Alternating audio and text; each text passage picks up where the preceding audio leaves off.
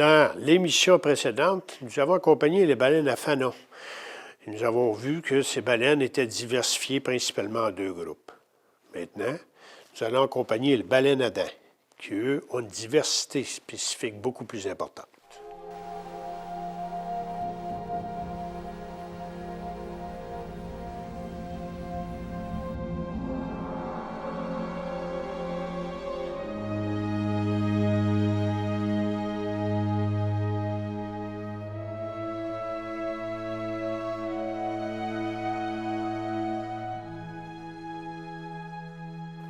Dans le golfe Saint-Laurent, les baleines à dents se divisent principalement en 4 groupes.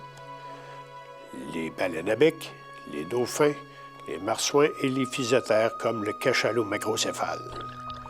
Ces animaux ont conquis l'ensemble de l'espace marin des abysses, en surface, des rives, allées à l'océan ouvert. Alors nous allons les suivre pour mieux comprendre de quelle façon ces animaux ont conquis l'espace marin.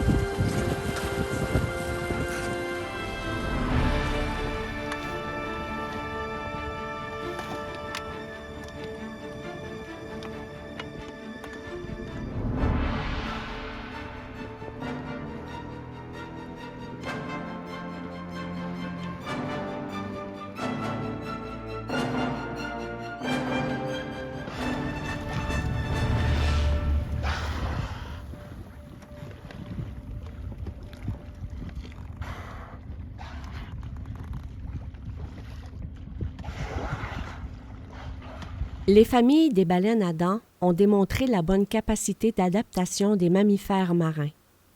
Ces animaux exploitent l'ensemble des écosystèmes marins. Nous retrouvons principalement 4 familles de baleines à dents ou d'odontocètes dans le golfe du Saint-Laurent et une 5e vit dans l'estuaire maritime du Saint-Laurent. Une des plus énigmatiques de ces familles est celle qui englobe les dauphins. Elle nous interpelle notamment avec la télévision et le cinéma, qui nous a fait connaître les péripéties d'un grand dauphin nommé Flipper. Cette espèce est familière des vacanciers qui fréquentent les mêmes régions chaudes du globe. Le grand dauphin, aussi appelé souffleur ou tursiope, fait partie des 61 espèces de dauphins connues. Peu de personnes savent que nous avons 4 représentants de cette famille très diversifiée qui fréquentent le golfe du Saint-Laurent. Examinons de plus près ces espèces de cétacés à dents vivant dans nos eaux. Le dauphin à bec blanc, plus fréquent en Basse-Côte-Nord, fait à l'occasion acte de présence dans l'ouest du golfe. Mais il reste un animal pélagique. On doit donc aller au large pour avoir la chance de l'observer. Il se nourrit de poissons vivant en haute mer, de calmars et parfois de crustacés benthiques.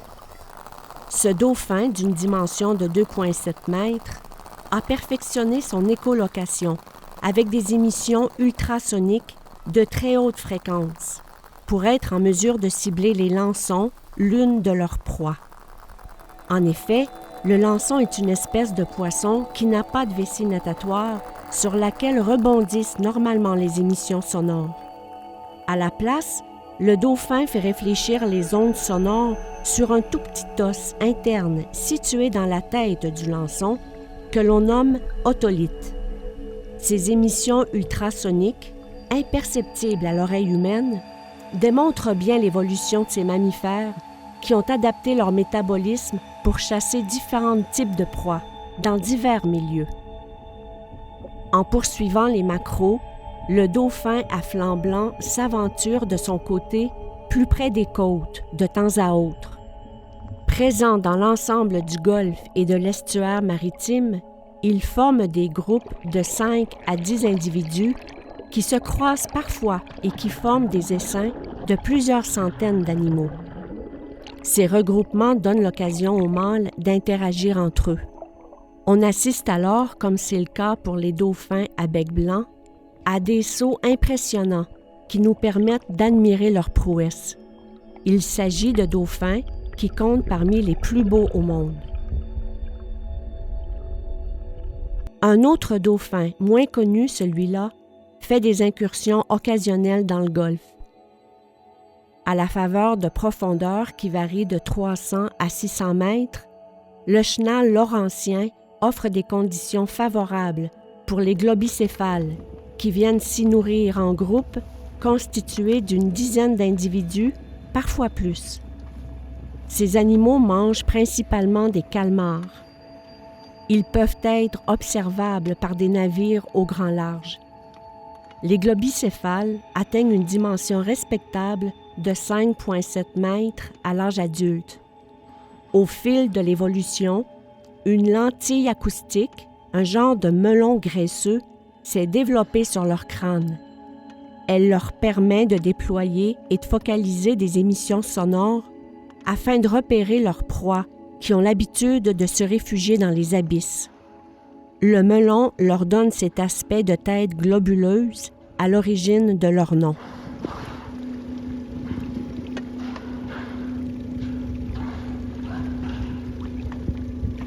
Le plus gros des dauphins est l'épaulard, que l'on peut parfois observer dans le golfe. De plus en plus rare, à cause de la pollution chimique et sonore, ce grand dauphin, qui est la tête de la chaîne alimentaire, était davantage présent jusque dans les années 90. Il est quand même possible de le voir parfois remonter dans le golfe, comme en Mingani en 2022. Parmi les autres baleines à dents, le marsouin commun est le seul qui représente la famille des Phocoïnidae. Discret, il fréquente les eaux côtières à la recherche de poissons de dimensions respectables qui représentent ses proies de prédilection, comme les merlus, harengs, morues et maquereaux. Ses dents, en forme de pelle, facilitent le déchiquetage des chairs. Il émet des sons aigus à fréquence très élevée pour la chasse, afin de passer inaperçu auprès de ses prédateurs. Il forme de petits groupes de 2 ou 3 individus. Les monodontidés sont peu présents dans le golfe et sont surtout observables dans l'estuaire. Les belugas du Saint-Laurent font partie de cette famille.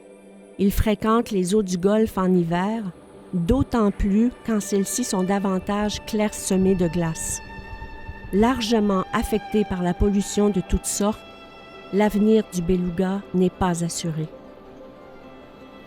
Pour ce qui est des 2 dernières familles de cétacés à dents, soit les Physéteridés, comme les cachalots, et les Iphiidés, comme les baleines à bec, il s'agit d'animaux plutôt rares dans nos eaux. Ces cétacés sont des spécialistes des abysses. Il peut arriver que des animaux perdus ou moribonds viennent s'échouer sur les rives du golfe, signalant leur présence par le fait même. Comme à Sept-Îles en 2022 avec cette baleine à bec de trou, ou encore en 2009 lorsqu'un cachalot s'est empêtré dans des engins de pêche dans la baie de Sept-Îles.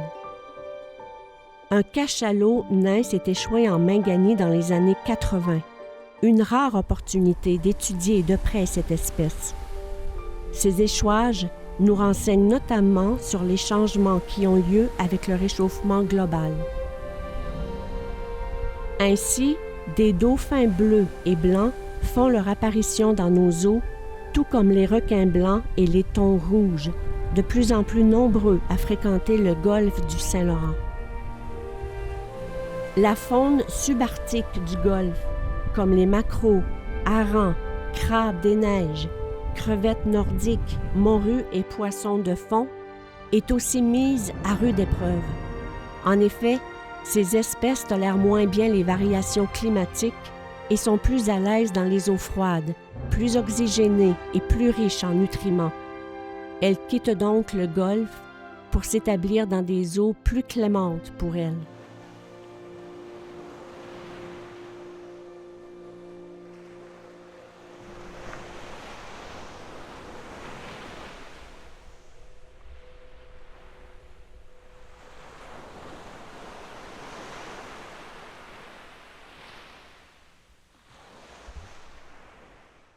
Les problématiques reliées au milieu marin sont, on l'a vu des émissions précédentes, sont multiples. Et franchement, ces animaux sont soumis à d'énormes stress. D'une part, on retrouve la pollution de plastique, on retrouve l'amenuisement des ressources dû à une surpêche d'origine humaine. On retrouve aussi la pollution sonore. Dernièrement, on retrouve aussi le fait que le réchauffement climatique est en train de changer le biotope. Et ces animaux recherchent de nouvelles aires d'alimentation, de nouvelles aires de distribution, de nouvelles ressources aussi. Donc, à terme, il va falloir peut-être commencer à penser à créer des aires de protection marine pour justement libérer certaines zones pour les animaux afin que les stress d'origine anthropique soient exclus de certaines zones.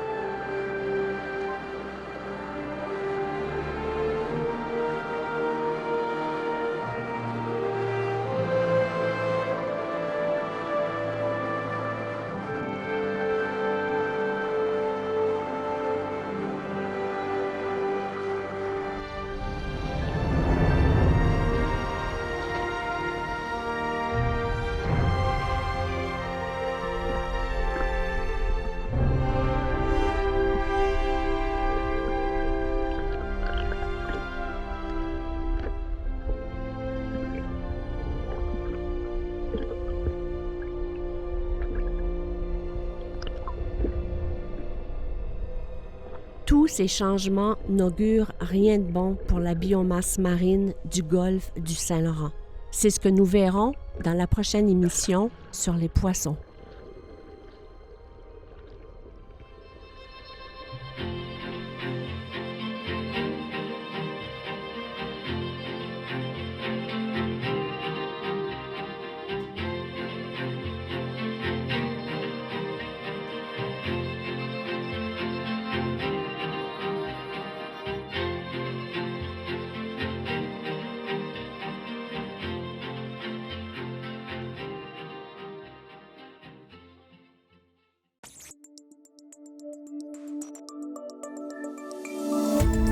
Cette émission d'Accès est appuyée par Cogeco et est rendue possible grâce à la collaboration de la communauté avec Nous TV.